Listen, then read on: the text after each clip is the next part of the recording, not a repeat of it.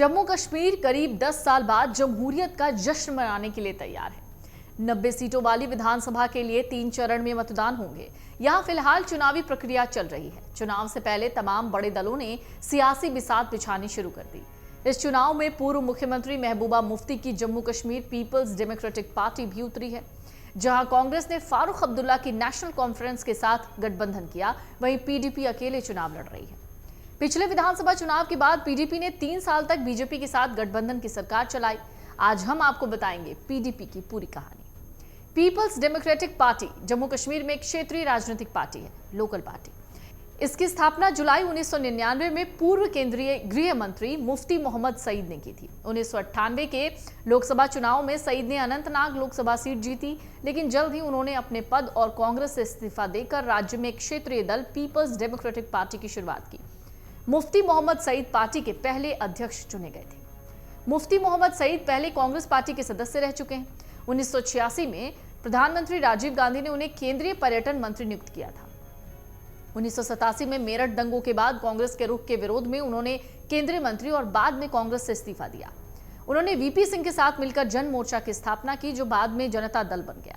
1989 में जनता दल के नेतृत्व वाली पार्टियों का गठबंधन नेशनल फ्रंट सत्ता में आया। 2 दिसंबर 1989 को वीपी सिंह ने देश के प्रधानमंत्री के तौर पर शपथ ली। मुफ्ती मोहम्मद सईद को वीपी सिंह की कैबिनेट में जगह मिली। सईद देश के पहले मुस्लिम गृह मंत्री बने। नई सरकार के गठन को एक हफ्ता भी नहीं बीता था कि सईद के सामने एक बहुत बड़ा संकट खड़ा हुआ। यह संकट देश से भी जुड़ा था और खुद उनके परिवार से भी। आपको बता दें, 8 दिसंबर 1979 को देश के गृह मंत्री मुफ्ती मोहम्मद सईद की बेटी रुबैया सईद, जो महबूबा मुफ्ती की बहन है, उनका जेकेएलएफ के आतंकवादियों ने अपहरण कर लिया।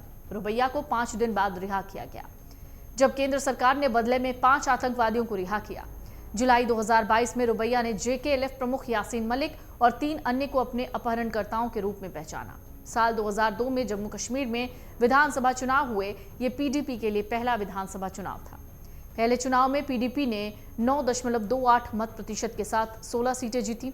अन्य दलों के प्रदर्शन की बात करें तो नेशनल कॉन्फ्रेंस सबसे बड़ी पार्टी बनी, लेकिन बहुमत नहीं पा पाई। नतीजों के बाद पीडीपी ने कांग्रेस के साथ मिलकर गठबंधन सरकार बनाई, जिसने 20 सीटें जीती। इस गठबंधन सरकार में पीडीपी के मुफ्ती मोहम्मद सईद पहले 3 साल मुख्यमंत्री रहे। सईद ने अक्टूबर 2002 से नवंबर 2005 के बीच पीडीपी कांग्रेस गठबंधन सरकार का नेतृत्व किया, लेकिन अगले 3 साल कांग्रेस के गुलाम नबी आजाद मुख्यमंत्री रहे, जो अब अपनी नई पार्टी बना चुके हैं। बता दें, धारा 370 हटने से पहले जम्मू कश्मीर की विधानसभा का कार्यकाल 6 साल का होता था। साल 2002 के बाद 2008 में जम्मू कश्मीर में विधानसभा के लिए चुनाव होने थे। अमरनाथ भूमि हस्तांतरण के फैसले के विरोध में पीडीपी ने कांग्रेस के नेतृत्व वाली राज्य सरकार से अपना समर्थन वापस लिया। 2008 में जब विधानसभा के चुनाव हुए तो एक बार फिर नेशनल कॉन्फ्रेंस राज्य में सबसे बड़ी पार्टी बनी। पीडीपी की बात करें तो इसने 16 सीटों के अपने पिछले प्रदर्शन को बेहतर करते हुए 21 सीटें जीती। इसके साथ ही पार्टी को 15.39% वोट हासिल हुए। नेशनल कॉन्फ्रेंस एक बार फिर राज्य में सबसे बड़ी पार्टी बनी। इसने कांग्रेस के साथ गठबंधन की सरकार बनाई। नेशनल कॉन्फ्रेंस के नेता उमर अब्दुल्ला राज्य के मुख्यमंत्री बने। फिर साल 2014 का विधानसभा चुनाव आता है। ये चुनाव 2014 के लोकसभा चुनाव के बाद हुए, जिसमें देश में पहली बार बीजेपी ने पूर्ण बहुमत की सरकार बनाई। नरेंद्र मोदी प्रधानमंत्री बने। 2014 में जम्मू कश्मीर में 87 सीटों वाली विधानसभा के लिए 25 नवंबर से 20 दिसंबर 2014 तक 5 चरणों में मतदान हुआ। परिणाम 23 दिसंबर 2014 को आए।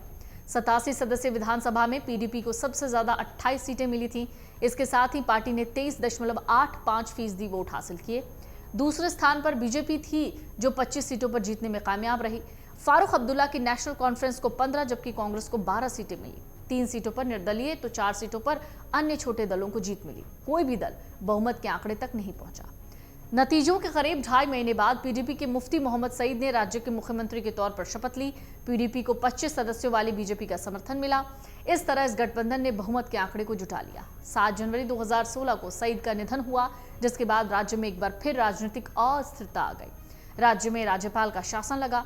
करीब 3 महीने की अनिश्चितता के बाद बीजेपी और पीडीपी में फिर समझौता हुआ। महबूबा मुफ्ती ने राज्य के मुख्यमंत्री के तौर पर शपथ ली। 4 अप्रैल 2016 को महबूबा राज्य की पहली महिला मुख्यमंत्री बनी। पीडीपी बीजेपी की ये गठबंधन सरकार 2 साल से ज्यादा वक्त तक चली। जून 2018 में बीजेपी ने महबूबा सरकार से समर्थन वापस लिया। इसके साथ ही महबूबा की सरकार गिर गई। 5 अगस्त 2019 को राज्य का विशेष राज्य का दर्जा खत्म कर इसे केंद्र शासित प्रदेश बना दिया गया।